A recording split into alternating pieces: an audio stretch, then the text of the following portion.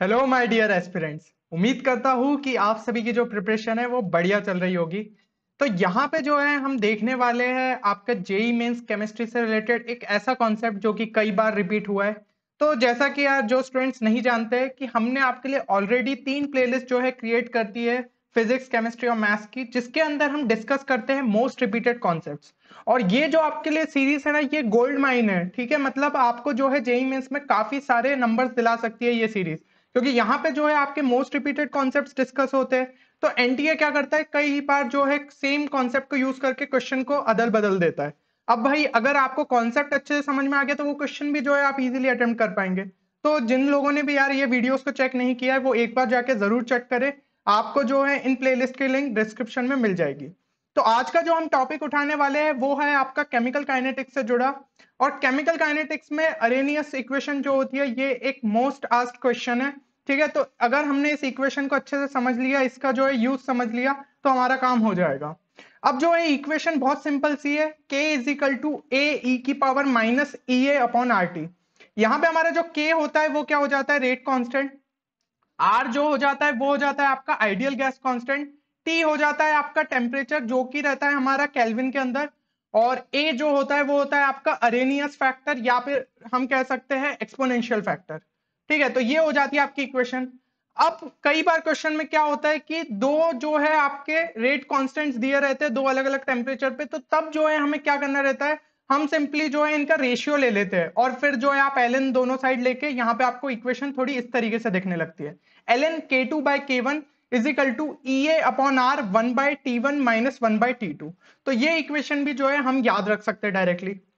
और कुछ क्वेश्चंस में क्या होता है कि आपका जो है ग्राफ बेस्ड क्वेश्चन आ जाता है। तो यहाँ पे जैसे कि हम देख रहे हैं कि अरेनियस की इक्वेशन ये है आपकी, फिर हमने अगर दोनों साइड ln लिया तो आपकी ये इक्वेशन फॉर्म हो जाएगी। और अगर हम प्लॉट करें ln k is equal to ln k versus 1 by T, तो यहाँ पे जो है हम इसको कंपेयर कर सकते हैं y is equal to m x plus c से।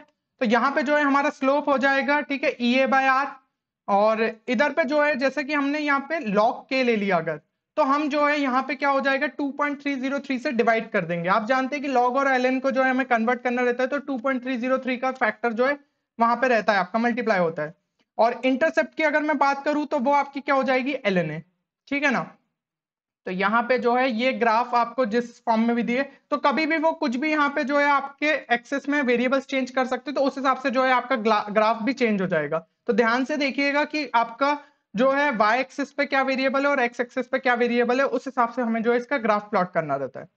चलिए, तो अब इससे रिलेटेड हम क्वेश्चंस देखते हैं। तो सबसे पहला क्वेश्चन जो आया है वो है आपका यहाँ पे दिया है 25 Feb 2021 शिफ्ट 2 के अंदर। तो यहाँ पे आपको दिया गया था the rate constant of a reaction increases by 5 times on increase in temperature from 27 degree Celsius to 52 degree Celsius.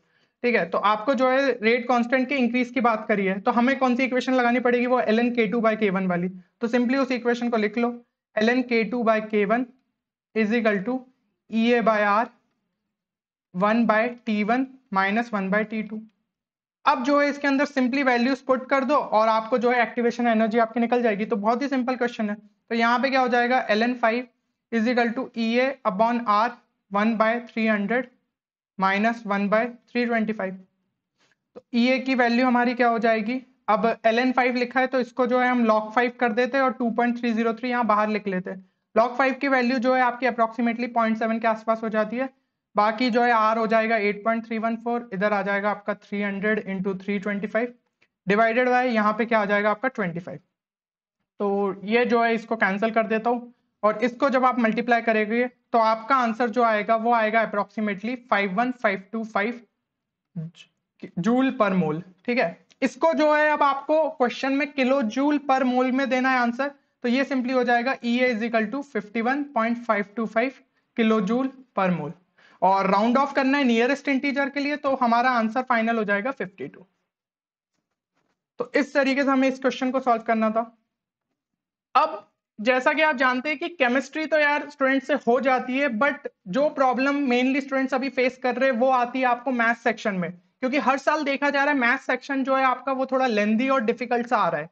तो उसके लिए जो है हम किस तरीके से वर्क करें, तो उसके लिए हम आपके लिए लेके आए हैं जेई मेंस का मैथ्स क्रैश कोर्स। अब जिन स्टूडेंट्स ने भी मैथ्स में हार मान ली थी, ये कोर्स जो है उनमें एक अलग ही कॉन्फिडेंस बूस्ट कर सकता है। ठीक है, तो ये जो कोर्स है ये बहुत अच्छे से आपके लिए डिजाइन किया गया है लास्ट टाइम प्रिपरेशन के लिए। इसमें जो है आपकी थ्योरी पूरी कवर की गई है, साथ ही साथ बढ़िया क्वेश्चंस प्रैक्टिस हुए, और ओवर द टॉप जो है आपको सबसे बढ़िया इसमें क्या दिया जाता है, स्मार्ट ट्रिक्स। ठीक है, तो स्मार्ट ट्रिक्स के अगर आपने मेरे वीडियोस पहले फॉलो करे होंगे तो मैंने आपको उसमें बताया कि जेईई मेंस के पीवाईक्यूज में हम किस तरीके से क्वेश्चंस को सेकंड्स में सॉल्व कर सकते हैं। तो ये सब चीजें जो है इस कोर्स में बहुत बढ़िया तरीके से बताई गई है। तो जिन भी स्टूडेंट्स की काफी कम प्रिपरेशन है और वो चाहते हैं कि 50 से 60 मार्क्स के स्कोर को छू ले, तो उनको इस कोर्स में जरूर एनरोल करना चाहिए।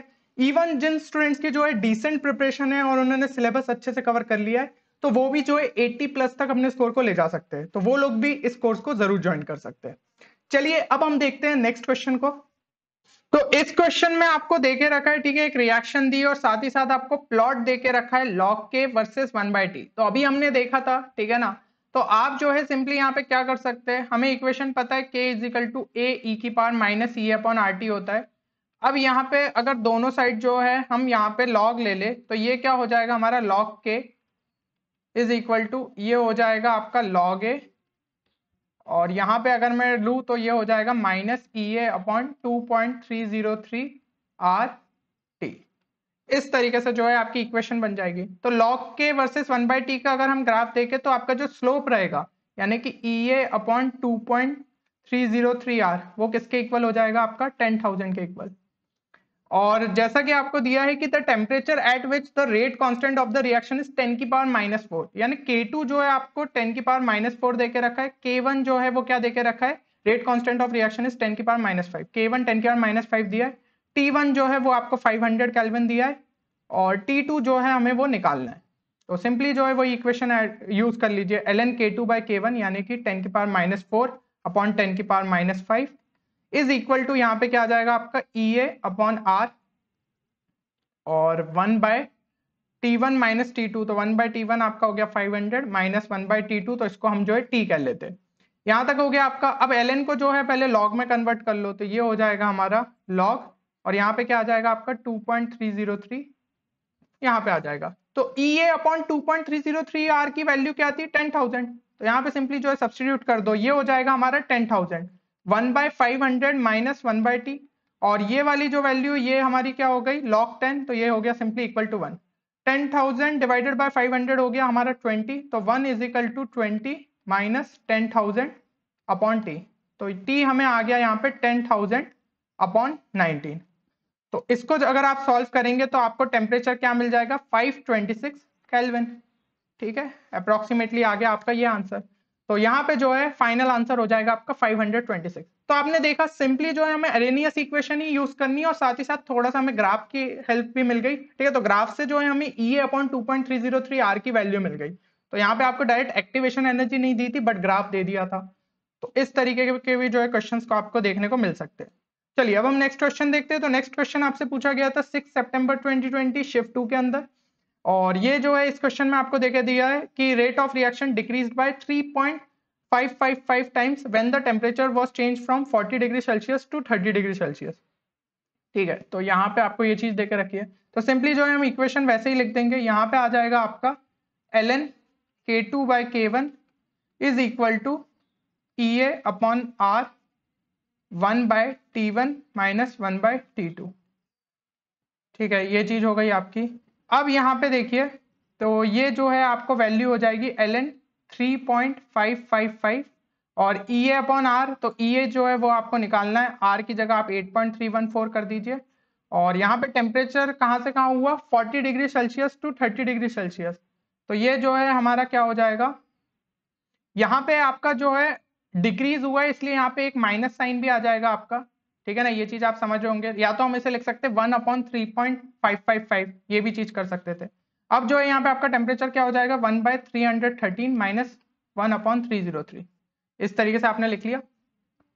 तो ln 3.555 की जो है आपको वैल्यू देके रखी है, ये हमारी कितनी हो गई 1.268, तो यहाँ पे डाल दीजिए 1.268, और ये जो नेगेटिव साइन है ये अगर मैं यहाँ मल्टीप्लाई कर दूं तो ये क्या हो जाएगा 1/303 माइनस 1/313, तो ये हो जाएगा हमारा ई अपॉन 8.314 इंटू 313 इंटू 303, और डिवाइडेड बाय ये क्या हो जाएगा हमारा इंटू 10। इस तरीके से जो है आपका आ गया। तो ईए की जो है आप वैल्यू फटाफट कैलकुलेट कर लीजिए, 1.268 into 8.314 into 313 into 303 divided by 10। तो यहाँ पे जब हमारा जो है फाइनल आंसर कैलकुलेट होगा तो वो आ जाएगा हमारा 99980.7। अब ये जो आया ये आपका आया जूल मोल इनवर्स में, इसको हम किलो जूल मोल इनवर्स में करें तो ये हो जाएगा 99.98, है ना। तो फाइनल आंसर जो है आप ईए के लिए बोल सकते हैं अप्रोक्सीमेटली इक्वल टू 100। हमने जो है इसको राउंड ऑफ कर लिया तो फाइनल आंसर हो जाएगा हमारा 100 के इक्वल। तो आप देख रहे हैं फॉर्मूला वही यूज हुआ है, ठीक है, बाकी मतलब ऐसा कुछ खास चेंज नहीं हुआ, जिस हिसाब से आपको K2/K1 दे के रखा था, और साइन वाइन का थोड़ा सा जो है हमें सही से लेना होगा। तो मेरे हिसाब से ये कॉन्सेप्ट आप सभी को क्लियर हो गया होगा। अब 2 DIY आपकी प्रैक्टिस के लिए। तो ये सबसे पहला क्वेश्चन आपके लिए ये रहा, ये पूछा गया था 5 सितंबर 2020 शिफ्ट 2 के अंदर। तो सिमिलर काइंड ऑफ क्वेश्चन है, ठीक है, ग्राफ बेस्ड इंफॉर्मेशन पे हमें इसे सॉल्व करना है। और सेकंड क्वेश्चन है जो आपका ये पूछा गया 4 सितंबर 2020 शिफ्ट 2। इसके अलावा भी काफी क्वेश्चंस इस टाइप के देखने को मिले हैं अरेनियस इक्वेशन के, जो कि आप सॉल्व कर सकते हैं। तो ये 2 क्वेश्चंस तो आप खासकर प्रैक्टिस करिए। अगर आपसे जो है इनका आंसर नहीं आ पाता है तो आप हमारे टेलीग्राम ग्रुप को ज्वाइन कर लीजिए, क्योंकि यहाँ पे जो है इसके आंसर्स अपलोड हो जाते हैं। बाकी जिन लोगों के आंसर्स आ जाए वो यार कमेंट सेक्शन में जरूर लिखे, ठीक है, ताकि हम भी चेक कर पाए कि किन स्टूडेंट्स के जो है सही आंसर आ पाए। तो उम्मीद करता हूं कि ये वीडियो आप लोगों को पसंद आएगा। मिलते हैं अगले वीडियो में, तब तक के लिए take care and good bye.